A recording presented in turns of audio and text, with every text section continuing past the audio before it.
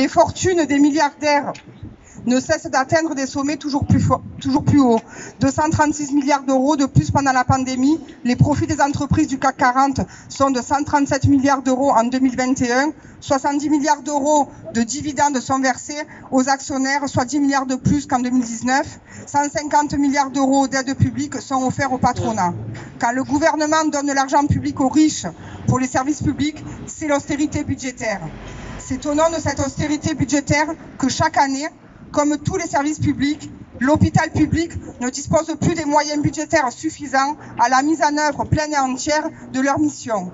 À cela s'ajoutent les différentes lois qui poursuivent le démantèlement de l'hôpital et le désengagement de l'État au détriment de la réponse aux besoins de santé des populations.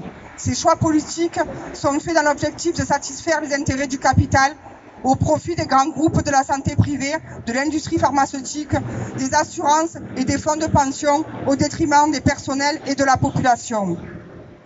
Les conséquences sont catastrophiques. Explosion des urgences avec la fin de l'obligation des gardes par la médecine de ville, suppression de 70 000 lits publics dans tous services confondus, fermeture d'établissements et de services, urgences, réanimation et j'en passe. Manque de personnel, de médecins, de lits, de travailleurs sociaux, de matériel, de médicaments, des patients triés aux portes des urgences qui elles-mêmes ne peuvent plus assurer une prise en charge 24 heures sur 24 et 7 jours sur 7. Aucun établissement n'est épargné par ces choix politiques et les conséquences catastrophiques sont identiques dans tous les EHPAD, les établissements de médecine générale et psychiatriques, établissements médicaux, sociaux. L'avidité financière des grands groupes privés entraîne les mêmes conséquences pour les personnels et les patients qui en paient le prix fort. Cette volonté de marchandisation, coûte que coûte, atteint son point d'orgue lorsqu'en pleine pandémie, les fermetures de lits, de services, d'établissements se poursuivent, les diminutions d'effectifs continuent, le manque de matériel est toujours aussi criant. Non, les GHT, groupements hospitaliers de territoire, ne sont pas la solution, car ils sont un outil dans la poursuite de la destruction des établissements publics. Ils redéfinissent le périmètre d'accès aux soins dans l'objectif d'en finir avec les hôpitaux de proximité pluridisciplinaires répartis sur tout le territoire. Sous la notion de mutualisation, il s'agit de réduire la voilure, comme cela est le cas pour le département des Bouches-du-Rhône, à l'hôpital d'Arles, de Martigues, d'Aix, d'Aubagne, de La Ciotat, de Salon, mais aussi de l'hôpital Nord, à la Conception et à l'hôpital militaire de l'Aveyron.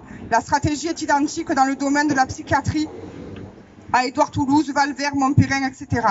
Créer un seul établissement surdimensionné, comme cela est le cas à la Timone, déshumanise totalement la prise en charge des usagers et des missions des personnels. La santé est un droit pour tous qui doit être garanti. Pour cela, il faut renforcer et développer les hôpitaux de proximité.